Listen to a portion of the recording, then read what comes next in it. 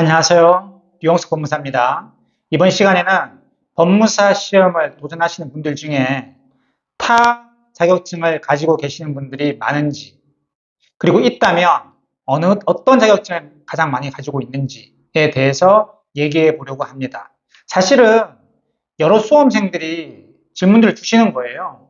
제가 공인중개사 자격증을 가지고 있는데 저처럼 공인중개사 자격증을 가진 사람들이 도전을 많이 하나요? 혹은 제가 행정사 자격증을 가지고 있는데 법무사 도전하는 사람들 중에 행정사 자격증을 가지고 있는 사람들이 많나요? 이렇게 질문들을 이 두 자격증을 가지고 계신 분들이 제일 많이 주세요. 질문들을 주세요. 그래서 오늘은 그것에 대해서 얘기를 해보는데, 우선 과거에 법대를 나오셔서 사법시험을 보신 경험이 있으시거나 혹은 바로 사법시험 경험이 있으시거나 이러신 분들은 결국 사법시험이 안 돼서 법률사무소나 법무사 사무소 사무장으로 생활을 쭉 하시다가 법무사를 도전하시거나, 아니면 저처럼 전혀 별개 개인 사업을 쭉 십수년 동안 하다가 뒤늦게 이렇게 법무사 시험을 도전하거나 이러신 분들은 바로 예전에 과거 법공부를 했던 경험이 있기 때문에 법무사를 바로 도전하는 경우가 상당히 많아요. 다른 자격증이 없는 경우가 대부분입니다. 그런데 그런 경우가 아니라 난생 처음 법공부를 하시는 분들은 난 처음부터 바로 법무사에 도전할래, 이런 분들도 분명 있죠. 그런데 제 주변의 사람들 이렇게 봤을 때 사법시험 경력이 없으시거나 법대를 안 나오신 분들은 대부분 순서가 있더라고요. 가장 많은 경우가 공인중개사 공부를 하시고 당연히 합격을 하시고요. 여기서 자신감을 좀 얻죠.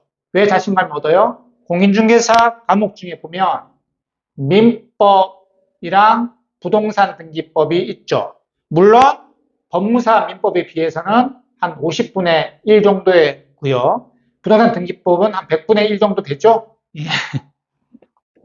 그런데 이 공부를 하시고 내가 법에 좀 맞는 스타일인가?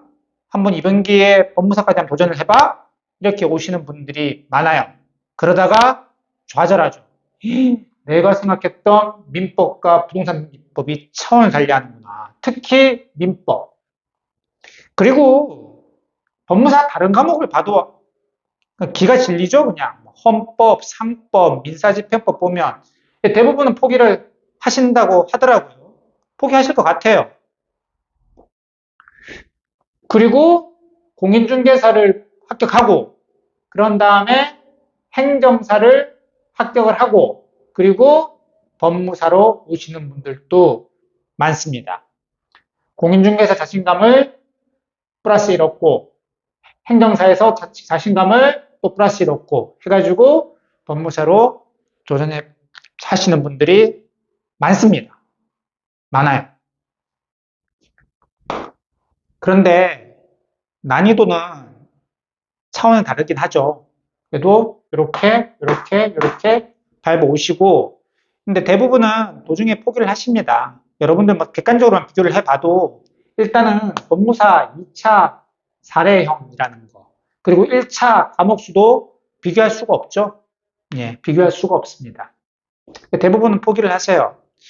대부분은 포기를 하는 것 같아요. 그런데 그걸 딛고 합격하는 분들이 많으시죠. 그러니까 제가 지금 이 정보를 알고 있는 거죠. 주변에 과거에 사법시험 경력이 없이 법무사 시험 합격한 동기들이나 그리고 선배들이나 이렇게 만나보면 다들 가지고 있어요. 공인중개사나 행정사. 그리고 이거를 공부를 하시고 자신감을 얻고 법무사로 왔는데 야, 정말 좌절했다. 차원이 다르더라. 그럼에도 불구하고 이왕 시작한 거 한번 끝까지 도전해봤다. 그러니까 제가 지금 알고 있는 거죠, 그 사람들을. 근데 그 사람들 말로는 같이 도전했던 사람들이 대부분 포기했다 라고 얘기를 하시니까 저도 그 얘기를 지금 전해드리는 겁니다.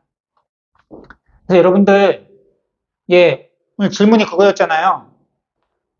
수험생이 제가 공인중개사 자격증을 가지고 있는데 법무사 도전하는 사람들 중에 많나요? 많습니다. 제가 행정사 자격증을 가지고 있는데 법무사 도전하는 사람들 중에 행정사 자격증 또 많나요? 예, 많습니다. 저한테도 전화를, 문자를 오세요. 많이 오세요. 그러시면서 자신의 과거 공부 경력을 얘기할 때 그 얘기를 하세요. 현직에 계시는 분들도 있어요. 제가 지금 현직으로 행정사를 하고 있는데 그런데 법무사를 하고 싶어서 연락드렸습니다. 이런 분들도 많고요. 공인중개사도 마찬가지예요. 제가 지금 현직으로 있는데 한번 도전해 보려고 합니다. 아니면 그냥 자격증만 따고 공부에 대한 자신감을 좀 얻고 도전하시려고 하는 분들 많습니다. 많아요. 많습니다. 오늘은 법무사 시험을 도전하시는 분들 중에 이렇게 다른 자격증을 가지고 계시는 분들이 많으신지, 이런 공인중개사, 행정사, 그리고 간혹 주택관리사 자격증까지 가지고 계신 분도 계시더라고요. 그리고 물론 이 이외에 좀 비슷한 그 급의 중고시급의 자격증을 가지고 계신 분들도 있으시고요. 대단한 분들이시죠. 세무사 자격증을 가지고 계신 분들이 가장 많고요. 전문직 중에. 그리고 노무사 자격증을 가지고 계신 분도 계시고요. 이런 분들이 시너지 효과를 노리기 위해서 법무사에 도전한 분들도 계시고, 이거와 관련해서는 제가 또 다른 영상을 이미 찍었고요. 업로드할 예정입니다. 지금까지 류홍석 법무사였습니다. 감사합니다.